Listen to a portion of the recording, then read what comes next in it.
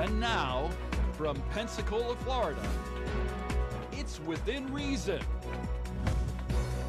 with Bob Kerrigan and Bill Rankin.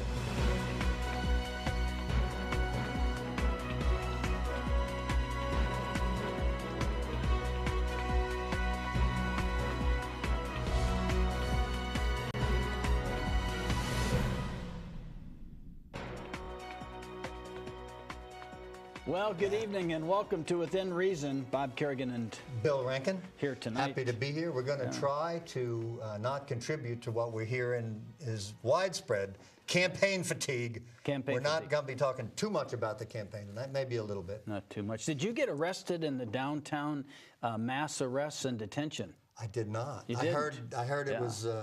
It was quite an event like down there. Alabama during the racial riots, I think, you know. Kind of like versions of events differ, apparently. This is the little kerfuffle.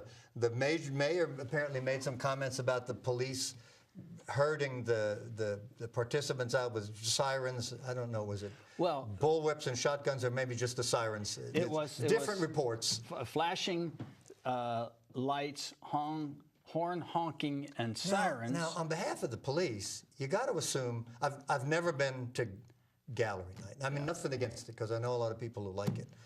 But you got to assume that some of the people have had an adult beverage or two. That wasn't the issue. That's nice of you to bring that up. But it may be. Nothing to do with the issue at all. Absolutely nothing. What is the issue? They were supposed to be open till midnight with the street blocked off. Oh, right, okay. There was a miscommunication between the Downtown Improvement Board and the powers that be. So at 9 o'clock, when we have our city filled with people early in the evening, just finishing dinner, they're getting bullhorns and honking. Well, why would you clean out the streets at 9 o'clock? I mean, they had to, quote, open the streets for traffic. Between 9 o'clock and midnight? Nobody has any idea. That doesn't make any sense. I didn't understand That's exactly what the issue was. You see, they blocked the streets off till midnight. Why not let them stay there between 9 o'clock and midnight? They'll give those bars and restaurants down there loads of business, let them walk around and not causing any... Well, there's two sides to it. One side is that you have to pay for an insurance policy because people are drinking and they're out in the streets. And the policy is about $2,200, okay?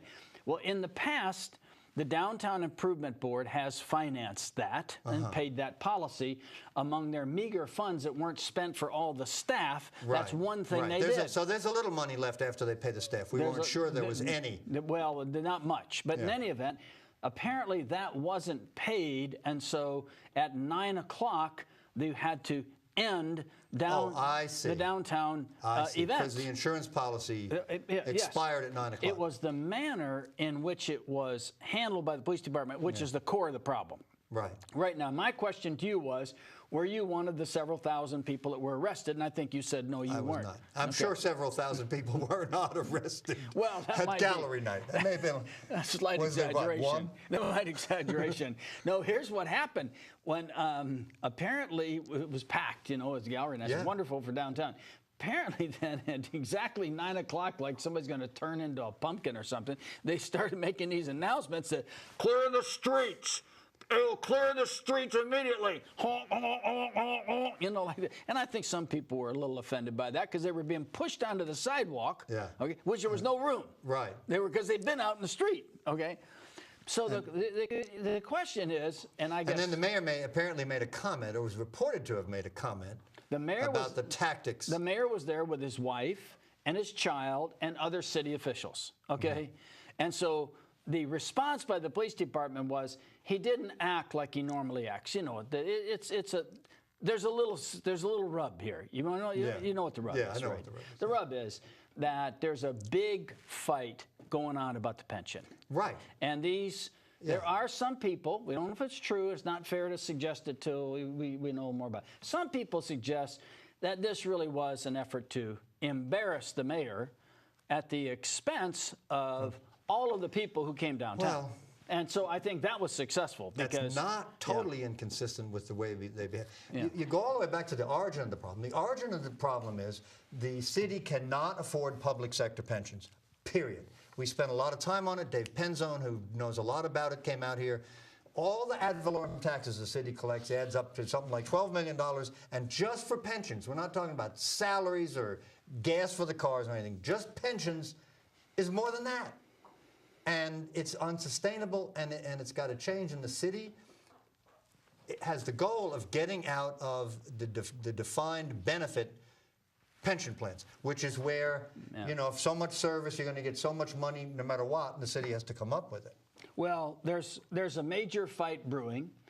I think we'll know a lot more about it in the next couple of weeks, so we don't want to jump the gun about it. There's a major fight brewing by some people within the police department that are making demands that the city cannot afford, period. And how they're going to address that remains to be seen. But if, in fact, it is borne out to be true that this effort was an organized effort to try to embarrass the mayor or embarrass city officials, if that's true, I'm just saying. That's a big if. I mean, it may just be. I agree. You know, somebody wants to do something, and then somebody loses their temper. Are there big ifs and little ifs? I just wanted to know. I think this would be a big one. Yes. Okay. There are little ifs. So, as I was saying, if this is borne out to be true, a big if, then whoever is involved should be either fired or suspended in the police department, period. I mean, you ought to get to the bottom of it. And the chief, who's going to do this investigation? The chief should do the suspension of it.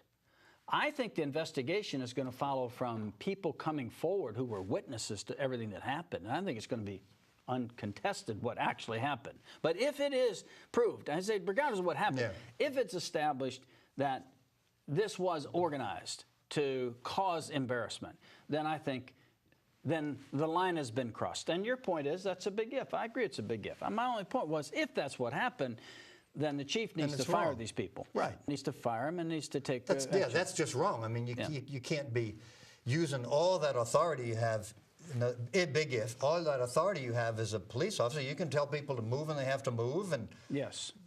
For some legitimate reason. People need to respond to authority. But we have a concept in law enforcement that sometimes some officers misunderstand. It's this, that the police officers are our friends. They're the friends of our community. They look out for the safety of the community. They provide help to people when they have stressful events in their life, whatever it might be, an attempted burglary or whatever, investigation of a crime, that the police should be our friend. And so when we have people in the uniforms with firearms that abuse that in terms of power over others, we have to check it. Because as a society, we allow them to carry weapons, and that's a pretty serious matter. So we just need to make sure that keeps in check. Well, by and large, you know, as long as we've lived in Pensacola, you'd have to say the police are our friends. I mean, you've probably been in countries, I have, in Mexico and Vietnam, to name a couple, where the police are not your friends. Absolutely. I mean, they come up, so, oh my God, they're going to get me for a bribe or something. Yes. And that is certainly not true. When I see the policeman, I'm happy to see him. Oh, drive around my neighborhood all day. I'm happy to see you. Agreed. Great. You're making me more safe. We agree 100% on that. And of course, you're not going to see the sheriff in the city. No. No. Even though the sheriff gets a lot of money that's collected from city taxpayers. He gets a lot of money from every city resident that pays ad valorem taxes, but the sheriff does not conduct any patrols within the city of Pensacola. But we pay. And the justification is what? They serve subpoenas or something? Or well, they drive through on their way to the courthouse or something? His position is that he can be called into the city when asked, and that any city resident that's not happy with the city police department investigation can call the sheriff himself, and he will intercede and send somebody in. You ever heard of that? Yeah, I sat right there while he told me. No, I know, but have you ever heard of it happening? No, I have never heard of that happening. Here's the point. Half of your ad valorem taxes in the city of Pensacola, fully half of it go for the county, to the county, for the sheriff's department. Half of those county ad valorem taxes. That would be what's left over after paying all of it to the pension. No. I know what you mean. An amount equal to. That's a separate payment. Your city ad valorem taxes. Oh, you're right. Absolutely. Goes to the city for that. But of your county ad valorem taxes on your bill, on your tax bill, if you live within the city limits, half of that money that you're paying to the county goes to the sheriff's office, for which you get no benefit at all in the city of Pensacola. In fact, you pay the same as county residents. Absolutely. Yeah, you pay as though you were a county resident. You don't get anything for it. Although the county residents don't pay any city taxes. Right. Okay. There's the distinction. So you pay. Which is why the absolute best place to live would be right on the edge of the city limits. Well, that's a big problem. It's a big problem for people making a decision. What are the added benefits that the municipality offers? And the mayor's working very hard to come up with a package of benefits if you live within the city. But the reality is we pay way too much tax money to the county for the sheriff's department. Half of your ad valorem tax bill for the county is to the sheriff's office, and you gain no benefit from it whatsoever, period. You don't. Yeah. And so if you want to, we've got a little city and it's got a strange shape. It really is, you know, people say, if you're out in 9 Mine Road, you tell people you live in Pensacola. You don't. You don't live in the city of Pensacola. Maybe your post office address or something. The city of Pensacola is really very small. And if it tries to expand by annexing somebody and they get to vote, say, wait a minute, I can use the parks. Everything's going to be the same, except I pay more in taxes? No, thanks. Most people, but for, say, fire protection that's close to your home, that's a possible advantage. And the truth is, when you have more police officers per person in the city of Pensacola than you do sheriff's officers per person in the county. There's more patrolling. You're more likely to see a city police car patrolling by.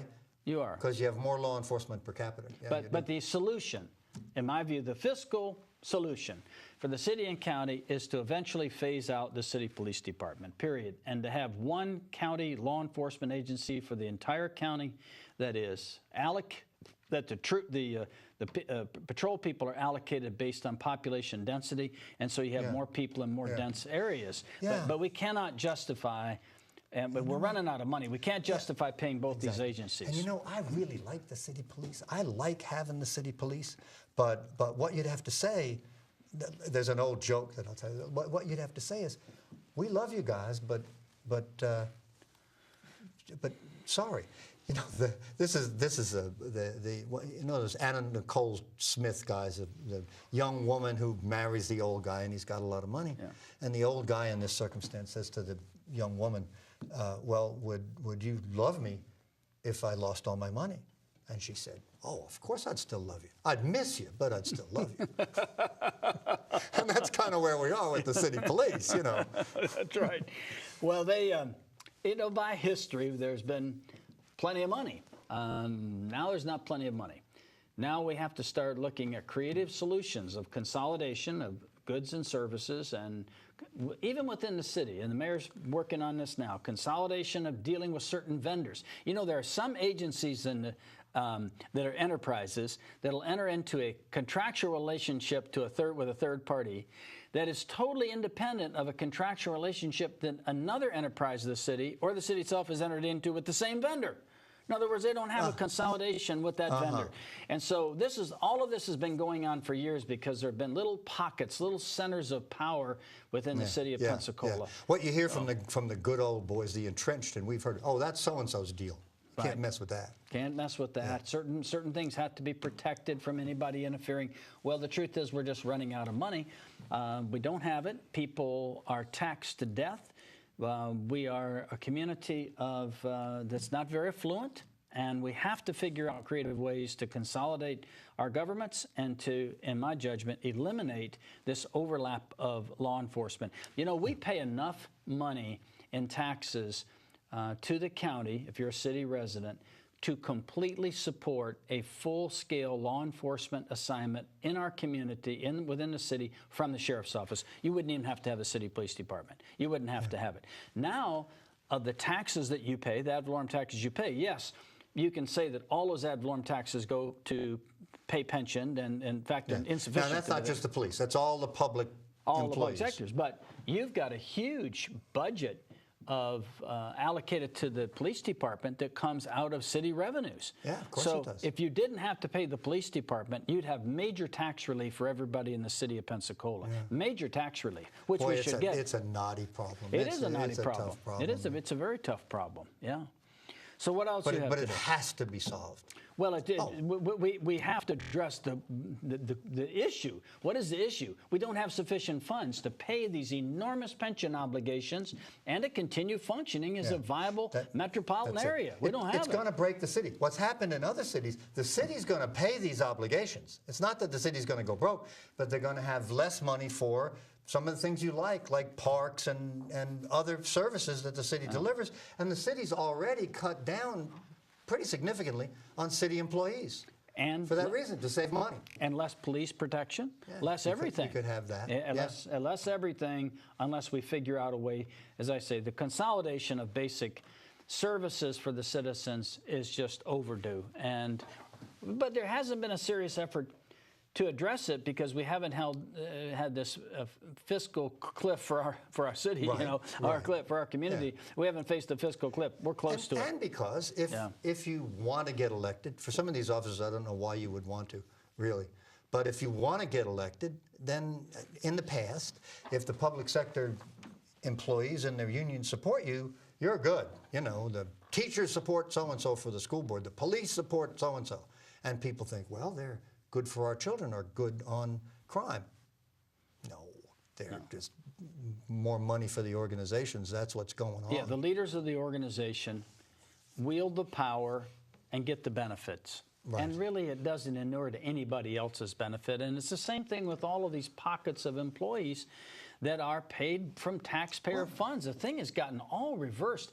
We're paying taxes, and the people that we are electing to public office spend this money in a way that we think is not appropriate, and then they face opposition, and then all the constituent groups that are getting the money support them and keep them in office. Right. And so we're plagued with these people who appease these pockets of power. The same thing is true in the state. Maybe true in the nation. It's probably true everywhere. Yeah. So one rule I follow, if the organized public sector union supports somebody, I'm less inclined to vote for them.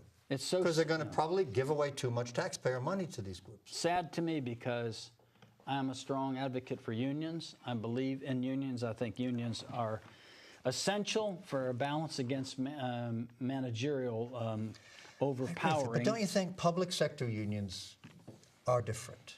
Well, they may be, yeah. Well, Franklin D. Roosevelt, no right-wing wingnut, the guy who gave us the whole New Deal and everything, he was much against any public sector unions. He said, you can't hold a gun to the head of the government and demand more. We're not going to have that. We're not going to have that kind of collective bargaining. Especially in critical areas of service and whatever. Exactly. I do think that the Fraternal Order of Police have done a terribly damaging thing to the concept of organized labor because of this huge overreach on pensions. And it's all going to come out. And they can blame anybody they want to, and they can, accuse everybody. Yeah, well, part of the problem is that the money that was put aside for police pensions became worth a lot less when everybody's investment took a big dive. The investments were proper and good, but all the investments went way down, and then you had to kind of refigure, well, how are we going to pay these? We've got to get more money into the pot. But it works as a ratchet. In other words, once it goes up, it ratchets, and it can't go back down. It ratchets up, it ratchets up, it ratchets up. And in the meantime, revenues don't have a ratchet. So revenues can slip, okay? But the benefit sector here ratchets up and ratchets up and ratchets up, and there's no downward movement. Then they're not riding on bad investments and decreasing the pension benefits, okay? They're staying up. And that's the problem we have. They've ratcheted all the way up here, and our revenues have dropped down. And what Mr. Penzone told us is, it's really pretty subtle. I mean, sometimes the way you count pensionable income, you count all the overtime. And so you get loads of overtime in your last year, and then your pension for the rest of your life is up. It goes way up. How do you do it? How do you calculate it? And some of these subtle things, which I will promise you, these employees are pretty smart, and they know all about it, and the taxpayers don't. It's not just the city employees, not just the city firemen or policemen or whatever, because they've got their deal, and they're trying to do the best they can. This was done through time by high-level management people in the city who figured out how to give bonuses to themselves. Yes. That we have a retired city manager in Pensacola who's left here a long time ago, whose pension is $100,000 a year. And he wasn't here that long, okay? Yeah. $100,000 a year, that's his pension.